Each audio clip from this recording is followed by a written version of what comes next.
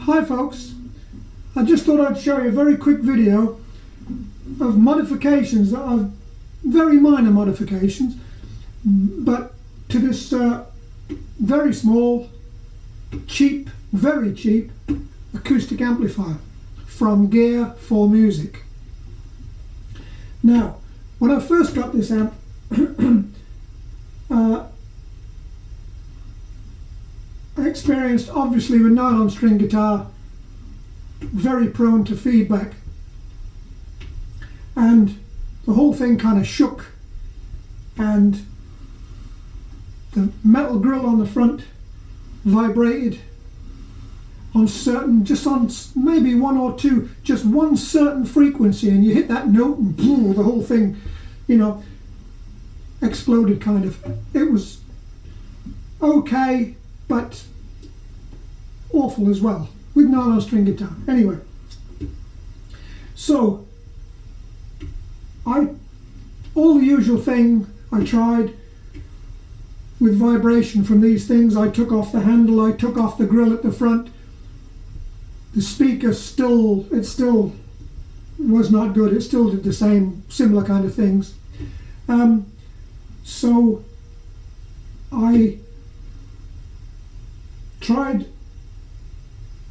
messing around with the EQ and stuff like that. The only way I could get anything out of it was just to have the treble on and turning the bass in the middle right off to begin with, and then I started trying to creep them in. The main thing was I had to have the bass all the way off, otherwise these frequencies just went crazy up on a particular frequency.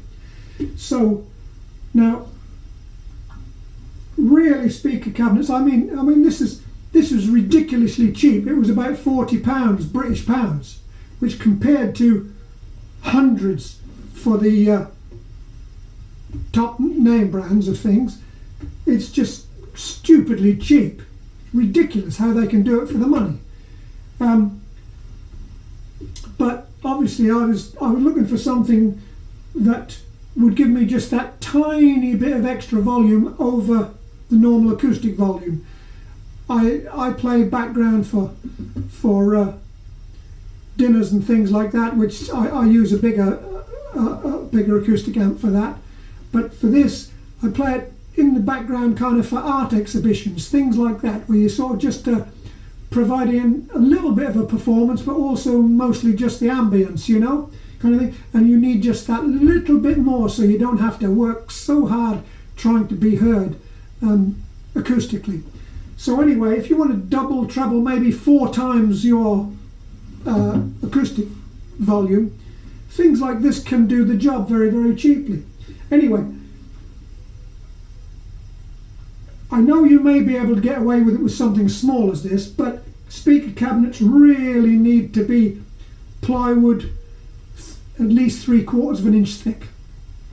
This is maybe 1/2 an inch thick, but I think the main drawback was that the back of it was a piece of MDF that was only about 1/4 of an inch thick, and that back panel was behaving like a speaker in its own right.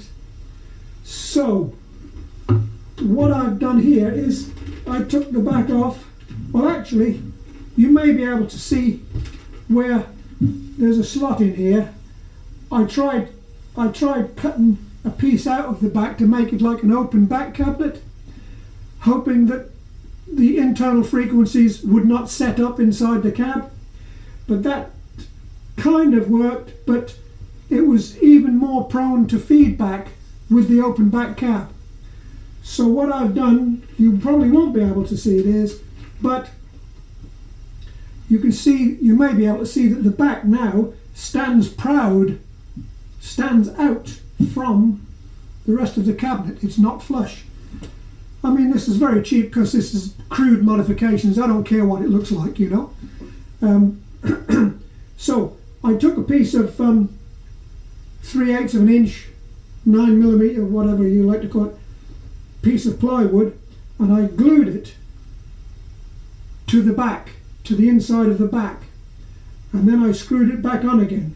So now the back of the cabinet is actually thicker than the top and sides, and it did make a difference. It has added to the weight of the thing quite you know, noticeably, and so it doesn't want to take off when you turn it up a little bit. The other thing with the grill, it was vibrating on certain frequencies because there was only a screw holding it in each corner. I did try putting some pieces of foam underneath here and then screwing it down so it held it, but that kind of didn't work that well. So what I had to do was, because you need 3 hands for this kind of thing, I propped it up in such a position that I could play my guitar and I could put my foot, with no shoes on obviously, put my foot on the grill so I could see if it was better if I prevented the grill from vibrating, and it actually did work.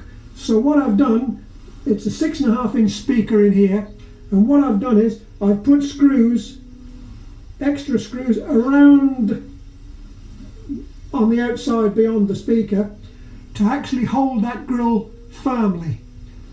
It's not pressed onto the background, it's just held in position more firmly because there's a gap between this and the baffle board, and that has done the trick.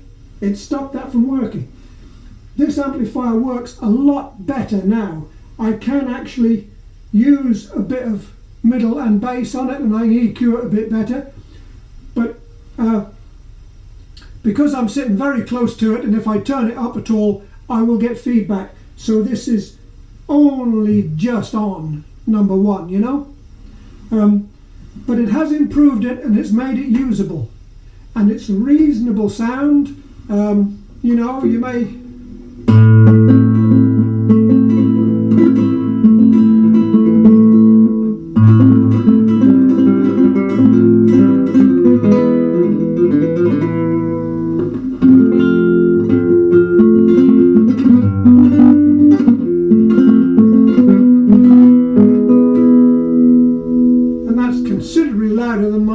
acoustic sound, and it's not bad. Actually, Gear for Music now online, they have a newer model of this with a more conventional cloth grill. So maybe they decided to do away with the metal grill and put a cloth grill on because of those vibration problems. I don't know. But anyway, this model now, which I guess is becoming obsolete, they are now selling this off at £30. 30 British pounds. It's crazy for anything that works at all. I will just add a point about reviews on YouTube. You see reviews of this. There's a bass version of it. There's an electric guitar version of it, which are all very similar to one another, apart from the electric guitar one has got a little overdrive thing. Thing to be very careful excuse me, thing to be very careful for when watching these videos is they can be very misleading, because you'll note that the amplifier on the review probably has a microphone right in front of it to record from. Now we know that on YouTube, usually when you record stuff, you can't record it very loud, and these amplifiers are turned on about number 1 and then they are recorded. Well, obviously they sound okay. You try turn them halfway up and see what they sound like, or even 3/4 of the way up, see what they sound like then. They'd probably be terrible. So the reviews can be misleading. This also applies to the more high-end ones. You get the high-end ones from the Fishman Loudbox Mini and all that kind of thing, almost all of their reviews are only on number one. They'll spend 3/4 of the review telling you about all the knobs and whistles, bells and whistles, all the different sounds, you know, what they got, the reverb and the chorus and different stuff like that. I'm not bothered about that. I just want a natural sound that sounds clean. That, God, my throat, sorry. They are also being recorded just on number one, that, you know. So try them out in person if you can, rather than going for a review. Yes, they sound great on number one. What do they sound like on number 7? If you're like me, you want a pure sound with lots of headroom. Admittedly, steel string guitar, acoustic guitar amplification is a bit more forgiving. Nylon string guitar has its own kind of frequency problems. So there you have it. It's very cheap, modifications, it worked.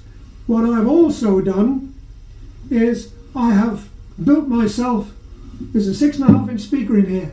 I mean, the Fishman Loudbox Mini, supposed to be 60 watts, but are you going to get 40 watts worth of clean sound? I don't know. You tell me. Some of you people out there who've reviewed them in the past, you tell me. But a 6.5-inch speaker, you can only expect to get so much out of a 6.5-inch speaker, no matter what it is, you know. At the end of the day, it's got to move air. So what I have done is I have built myself, I'll show it to you in another video, I have built myself a extension cabinet for this when I want to use more volume and when I need to change the sound a bit. I've got an 8-inch 30-watt speaker in it. This amp is supposed to be 15 watts. I've got so there's a 6.5-inch. I've got an extension speaker that's 8 inches, right? The cabinet is heavy. It's made of 3/4-inch ply, and I've got a jack socket in the back of this and the back of the other one, so I can just hook them together in parallel. But what that does is, and I'll explain this later when I do the one on the extension video about the extension cabinet, what that does is, in parallel, these speakers, it will halve the resistance. In other words, from this being 8 ohms, the 2 8-ohm speakers hooked up together brings it down to a 4-ohm load. Now, virtually all, I would say virtually all, solid state amplifiers will tolerate going down to 4 ohms. So I took a chance on it because this cost me very little money,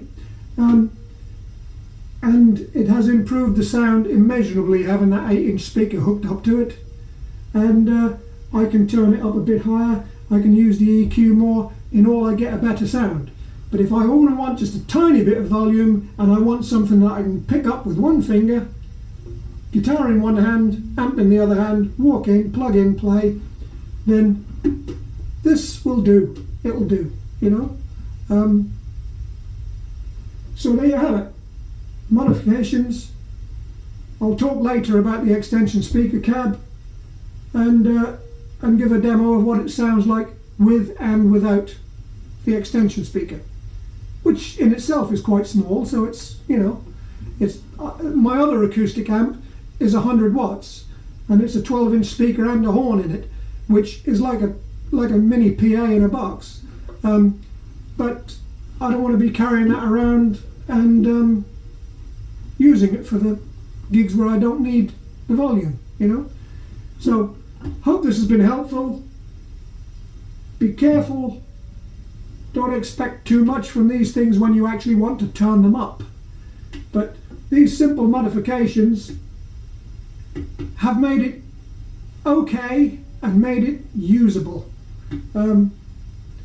30 British pounds online. Isn't that absolutely crazy? Hope this has been helpful. Thanks for listening.